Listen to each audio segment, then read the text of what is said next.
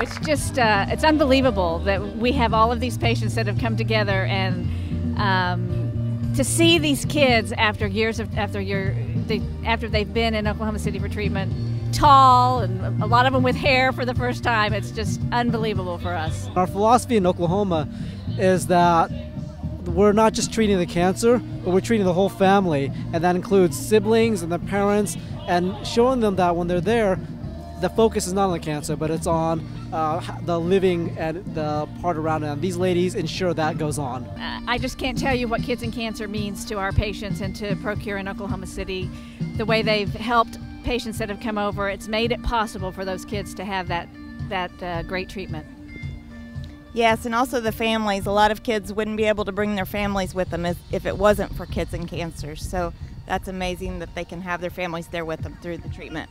Just to offer support, to be able to keep that family unit together and to be able to heal as a family. They need that time to be together and to heal instead of being split up, part of them in the UK and part of them in the States. It's just so important to their families. Whenever you get to meet these families and meet these kids and know what they're going through, but they still have a smile on their face, how can you not have a smile on yours? They're inspiring. We're blessed and fortunate to be able to be a part of their journey. It is a positive charity, you know, and it's unique in what it does, because most cancer charities are, in many instances, about palliative care, you know, and with this particular treatment, you know, it goes on and on and on, and this is like the latest innovation. As I said earlier on, you know, this is something that was designed as a war weapon but never used as such, and something that was designed to do bad is doing so much good. It's absolutely amazing. And with this as well, there's no collateral damage.